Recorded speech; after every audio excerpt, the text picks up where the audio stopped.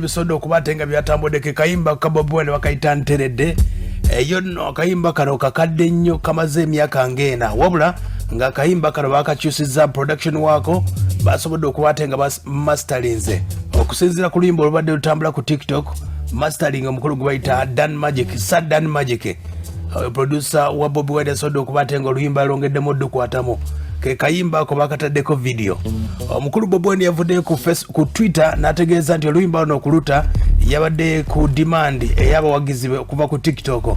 Oluyimba luno balukozeeko bu challenge obw'amaanyi ennyo era nga lwasobodde okubatenga lwatambula nnyo era nga gamba oluyimba luno yali alugabanyizzaako n'emikwano gye nga telutambudde nnyo mu saturation wadde n'akamu wabula ne lulinking ogenda mu public nga talina wayinza kikomera naye nga lwafuluma emyaka ena egisobodde okubatenga gyayita.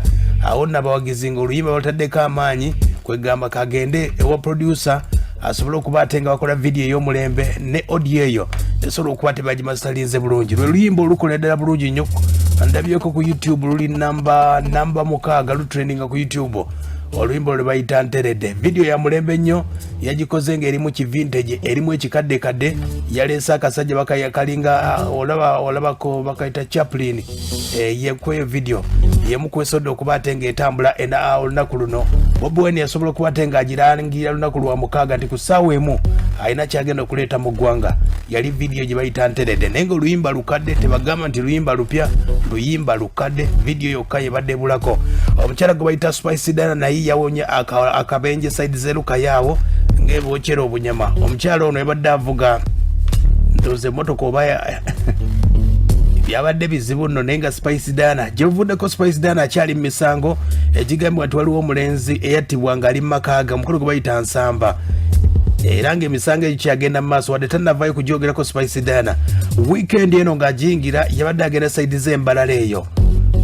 Spice Dana yawonya akabenje yabadde mu motoka yawo mpolampola naye nga yasobodde okubatenga kayiseemu bwetyo.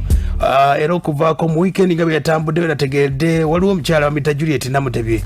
Omukyala Juliet Namutebi ono yali muka muyimbi bamuyita Menton Summer abamulyako omukulu Menton Summer yafa 1997 ng'ava sayidi z'embaale. Kati mukyala we kyannaku nnyo naye yafa wiiki eyo ewedde.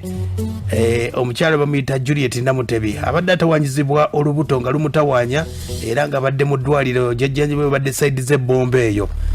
Adde yatwalibwayo naye ng'embeera teyali nnungi wadde n'akamu. Abadde awangala sayidi z'e Kagoma mu Nabweru Wakiso district gyabadde asinga okubatenga awangale naye nga ku lunaku olwa Mande olwa wiiki eyo gye twamalirizaako esobola okubatenga ssaawa nga 5 ez'ekiro bwe yatufaako omukyala oyo omukyala wa Menton Summer y'omu ku bakyala omukyala gwe yasobola okubatenga aleka bye bimu ku ebyo byesobodde okubatenga ku ebyo byasobodde okubatenga bitambula naye nga wiiki eyo ku lunaku olwokuna nategeerako nti bamuziika kitalo nnyo naye nga gegamu kwago ye mukyala